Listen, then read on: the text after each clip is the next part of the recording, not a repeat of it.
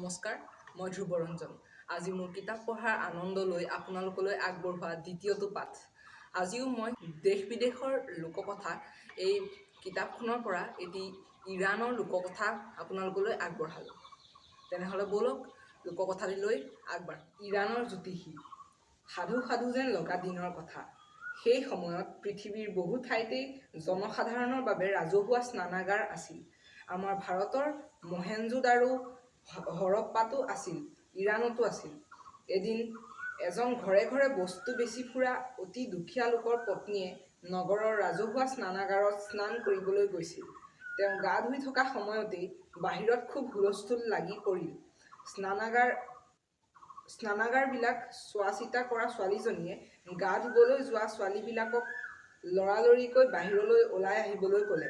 কিছুমানে গা ধুবলৈ সোমাইছিলহে, কিছুমানৰ আধা গা ধোৱা হৈছিল। তত্ত্বাৱধায়িকাগৰাকীৰ চিঞৰ বাখৰত আটাইবিলাকে হুৰমূৰকৈ ওলাই আহিবলৈ বাধ্য হ'ল। সকলোৱে কি হৈছেনো সোধাত ছোৱালীজনীয়ে ক'লে, ৰজাৰ প্ৰধান জ্যোতিষীৰ পত্নীয়ে এতিয়াই গা ধুবলৈ আহিব। সেইকাৰণে গা ধোৱা ঘৰটো পৰিষ্কাৰ কৰিব লাগিব। ফেৰীৱালাৰ ঘৈণীয়েকৰ বৰ খং উঠিল। ভালকৈ গাটো ধুম বুলি ভাবিছিল, পিছে আধা ধোৱাকৈ ৰাজজ্যোতিষীৰ ঘৈণীয়েকৰ প্ৰতাপত ওলাই আহিবলগীয়া হ'ল। তেওঁ ঘৰলৈ গৈ সেই খং জাৰিলেগৈ ঘৰে ঘৰে বস্তু বেচি বেচি কোনোমতে দুবেলাৰ বাবে দুমুঠি যোগাৰ কৰি অনা বেচেৰা গিৰিয়েকৰ ওপৰত। গিৰিয়েকক আদেশ দিলে, তুমি জ্যোতিষী হ'ব নোৱাৰা কিয়? ৰাজজ্যোতিষীৰ পত্নীৰ প্ৰভাৱত আমাৰ কি অৱস্থা হৈছে দেখা নাইনে? মই এতিয়াও কৈছোঁ, জ্যোতিষ বিদ্যাটো শিকি লোৱা। বেপাৰী আচৰিত হ'ল। তেওঁ ক'লে, মই কেনেকৈ জ্যোতিষ বিদ্যা শিকিম? সেই কাম মোৰ সাধ্যৰ বাহিৰত। পত্নীয়ে ক'লে, তেতিয়াহ'লে মোক তালাক দিয়া। উপায়হীন ফেৰীৱালাই জ্যোতিষী হোৱাৰ চেষ্টাত কাপোৰ পাৰি দুখনমান কাগজ পত্ৰ লৈ ৰাজহুৱা স্নানাগাৰটোৰ সন্মুখত থকা গছ এজোপাৰ তলত বহি গ'ল। ঘৈণীয়েকে এৰি যোৱাৰ ভয়ত সি জ্যোতিষীৰ বেশ ল'লে। এদিন স্নানাগাৰলৈ স্নান কৰিবলৈ আহিল ৰাজকুমাৰী। গা ধুবলৈ সোমোৱাৰ আগতে তেওঁ মূল্যৱান আঙঠি এটা লগত যোৱা দাসী এগৰাকীক থ'বলৈ দিলে। দাসীগৰাকীয়ে আঙঠিটো ক'ৰবাত থৈ পাহৰি যোৱাৰ ভয়ত স্নানাগাৰৰ বাহিৰৰ দেৱালৰ গাত থকা ফুটা এটাৰ মাজত লুকুৱাই থ'লে। পাহৰি নাযাবলৈ ফুটাটোত চুলি এডালো সুমুৱাই থ'লে। পিছে দাসী সতৰ্ক হ'লে কি হ'ব? বিপদ আহিবলগীয়া থাকিলেই আহিবই।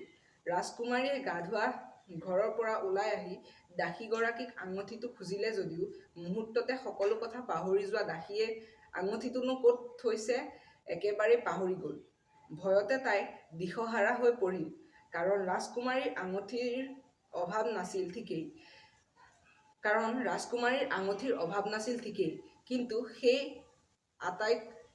আটাইতকৈ মূল্যৱান আঙঠিটো আছিল তেওঁৰ বৰ মৰমৰ। আঙঠিটো পিত পিতকৈ চাৰিওফালে বিচাৰি ফুৰা দাসীগৰাকীৰ এবাৰ চকু পৰিল স্নানাগাৰৰ সন্মুখৰ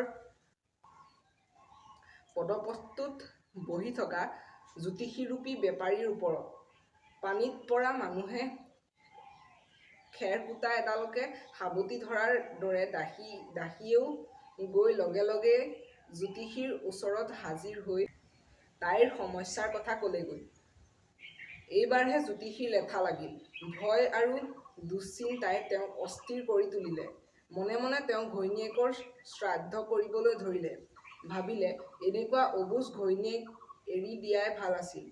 তেওঁ দাসীৰ মুখলৈ চালে, দেখিলে তাইৰ মূৰত লৈ থকা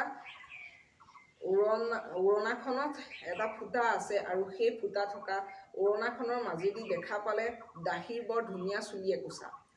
তাকে দেখি জ্যোতিষীৰূপী বেপাৰীয়ে আকাশৰ পিনে চাই বিৰ বিৰকৈ ক'বলৈ ধৰিলে, চকুৰ আগত দেখিছোঁ মাত্ৰ এটা ফুটা আৰু তাৰ মাজেৰে একোছা চুলি।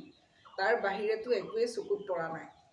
কথাখিনি শুনিয়েই দাসীৰ ঘপকৰে মনত পৰি গ'ল, আঙঠিটো থৈছিল এটা ফুটাত আৰু চিনি পাবলৈ ৰাখি থৈছিল এডাল চুলি।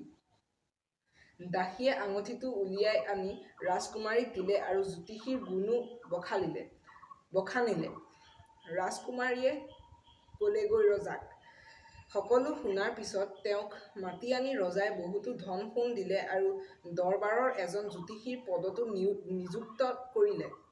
কথা শুনি ফেৰিৱালাৰ পত্নীৰ আনন্দ চাই কোনে। ইফালে গিৰিয়েকৰ কোনদিনা ৰজাৰ হাতত ডিঙি কটা যায় সেই চিন্তাতেই তক নাই। এটা ঘৰতে দুটা প্ৰাণীৰ, এজনৰ উভৈনদী সুখ শান্তি আৰু এজনৰ অন্তহীন দুশ্চিন্তা। এনেদৰে কিছুদিন পাৰ হ'ল। হঠাতে এদিন ৰজাৰ ঘৰত চোৰ সোমাই টকা পইচাৰ উপৰি বহুতো বহুমূলীয়া সোণৰূপ হীৰা মুকুতা লৈ গ'ল। লগে লগে ৰাজ দৰবাৰলৈ ডাক পৰিল বেপাৰী জ্যোতিষী। জীৱনটো হাতত লৈ জ্যোতিষী আহি হাজিৰ হ'ল। ৰজাই আদেশ দিলে, তোমাক 40 দিন সময় দিলোঁ। ইয়াৰ ভিতৰত যদি চোৰ ধৰি দিব নোৱাৰা তোমাৰ ডিঙি কটা যাব। ঘৰলৈ আহি জ্যোতিষীয়ে ঘৈণীয়েকক সকলো কথা ভাঙি পাতি কৈ উঠি ক'লে, তোমাৰ কাৰণেই এতিয়া নিজৰ ঘৰ চহৰ সকলো এৰি 40 দিন পূৰ হোৱাৰ লগে লগে আন এখন চহৰলৈ যাব লাগিব। নহ'লে মোৰ ডিঙি কটা যোৱাটো খাটাং। 40 দিনৰ হিচাপত ভুল নহ'বলৈ ফেৰিৱালাই 40টা খেজুৰ কিনি আনি মাটিৰ পাত্ৰ এটাত ভৰাই থৈ ঘৈণীয়েকক ক'লে, সদায় ৰাতি মোক এটাকৈ খেজুৰ খাবলৈ দিবা। এইকেইটা শেষ হোৱাৰ দিনাই আমি এই চহৰ এৰি যাব লাগিব। ৰজাই চোৰক উলিয়াবলৈ জ্যোতিষী লগোৱাৰ কথা চোৰেও গম পাইছে। সিহঁতে প্ৰতিদিনে ৰাতি এটা এটাকৈ আহি জ্যোতিষীৰ ঘৰৰ বেৰত কাণ দি ভিতৰত কি কয় শুনিবলৈ চেষ্টা কৰে। উদ্দেশ্য জ্যোতিষীয়ে গণনা কৰি চোৰৰ সম্ভেদ কি পাইছে জনাৰ। প্ৰথম ৰাতি ঘৈণীয়েকে খেজুৰ এটা আনি জ্যোতিষীৰ হাতত দিয়াত তেওঁ সুধিলে, 40টাৰ এইটোৱে প্ৰথম? ঘৈণীয়েকে হয় বুলি শলাগিলে। বাহিৰত থকা চোৰ অবাক, কাৰণ দলটোত চোৰ আছিল 40টা আৰু সিয়েই প্ৰথমতে আহিছে। চোৰে দৌৰি গৈ তেওঁলোকৰ চৰ্দাৰক ক'লেগৈ, জ্যোতিষী এলাপেচা নহয়, আমাৰ সকলো কথাই তেওঁ জানিব পাৰিছে। এনেদৰে প্ৰত্যেক ৰাতিয়ে একোটাকৈ চোৰে জ্যোতিষীৰ ঘৰলৈ যায় আৰু জ্যোতিষীয়ে খেজুৰটো হাতত লৈ সোধে, এইটো দ্বিতীয় নহয়নে, তৃতীয় নহয়নে, চতুৰ্থ নহয়নে আদি। ঘৈণীয়েকেও হয় বুলি শলাগে। 40 দিন পূৰ হোৱাৰ দিনা চোৰৰ চৰ্দাৰে আহি জ্যোতিষীৰ ঘৰৰ বেৰত কাণখন থৈ থিয় দি ৰ'ল। জ্যোতিষীৰ পত্নীয়ে খেজুৰটো আনি স্বামীৰ হাতত দিলে। আজিৰটো সকলোতকৈ ডাঙৰ। চহৰ এৰি যোৱাৰ দিনটো যাতে কোনোপধ্যে ভুল নহয় সেই কথা মনত ৰাখিবলৈ তেওঁ আটাইতকৈ ডাঙৰ খেজুৰটো শেষ দিনৰ বাবে থৈ দিছিল। চৰ্দাৰে সকলো কথাই শুনিলে আৰু ভাবিলে, আৰু ৰক্ষা নাই। সকলো কথাই জ্যোতিষীয়ে জানিছে। চোৰৰ চৰ্দাৰে জ্যোতিষীৰ ভৰিত দীঘল দি পৰি ক'লে, ক্ষমা কৰিব, চুৰি কৰা সকলো বস্তুৱেই এতিয়া আনি দিম। ভৱিষ্যতলৈ আৰু কেতিয়াও চুৰি নকৰোঁ।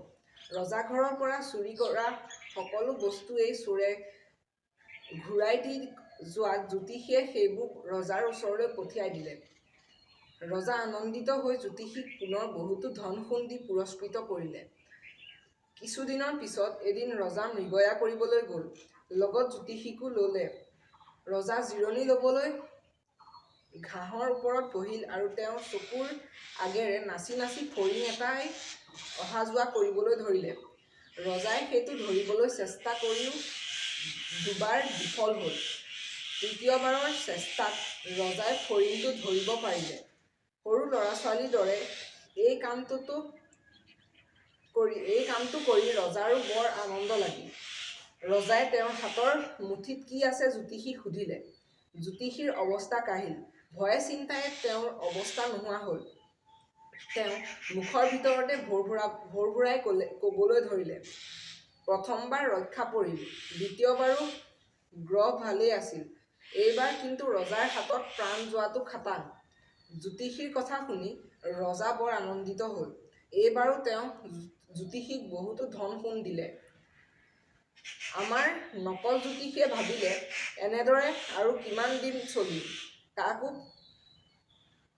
কাকো পৰিল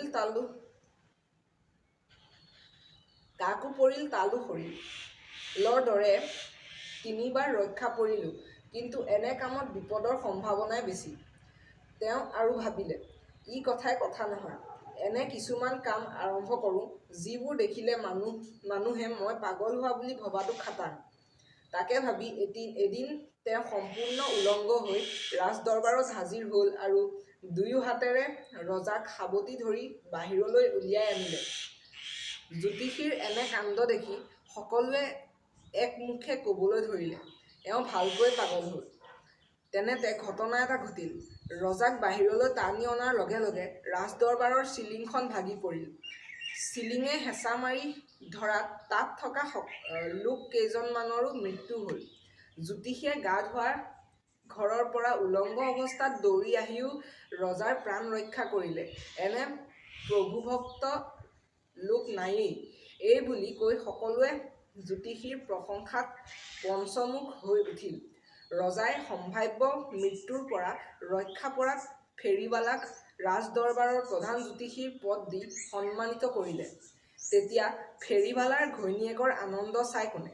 স্বামীৰ লগে লগে তেওঁও পূৰ্বৰ জ্যোতিষীৰ পত্নীৰ দৰেই সন্মান পাবলৈ ধৰিলে। আশা কৰোঁ আপোনালোকে শুনি ভাল পালে আৰু যদি কিবা ভুল ভ্ৰান্তি হৈছে শুধৰাই দিব বুলি আশা ৰাখিলোঁ।